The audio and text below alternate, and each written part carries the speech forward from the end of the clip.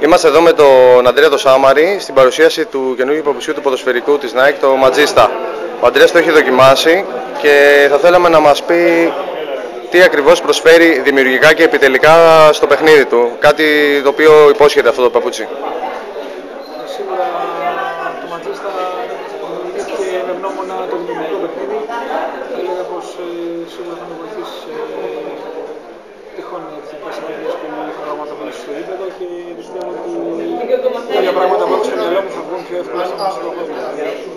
Αν με το καλό είσαι στην αποστολή, γιατί δεν έχει ανακοινωθεί ακόμα, της Εθνικής για το Μουντιάλ, τι πιθανότητες δίνει στην Εθνική για πρόκριση με βάση το ότι είναι ένας περίεργος όμιλος και έχει σχολές ποδοσφαιρικές από 3 διαφορετικές υπήρους? Σίγουρα είναι ο πιο περίεργος όμιλος στην ομάδα, θα έλεγα ότι έχουμε να περάσουμε στην επόμενη φάση και με γνώμονα το μότο της Nike Attack as One, επιτυχθέμεθα όλοι σαν ένα. Είμαστε ομαδικοί, σαν ομάδα είμαστε πολύ δυνατοί, έχουμε ομαδικό πνεύμα και θα έλεγα ότι αυτό θα μας βοηθήσει έτσι ώστε να περάσουμε στην επόμενη φάση που είναι και ως πρόεδρος.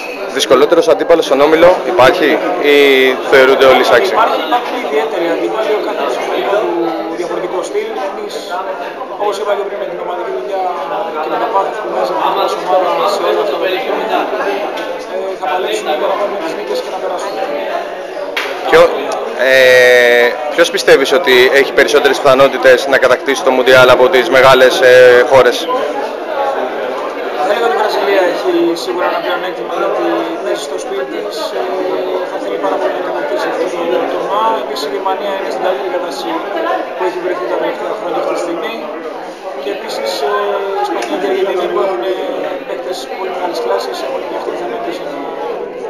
Ευχαριστούμε πολύ, καλή επιτυχία σε εσένα και την Ελλάδα.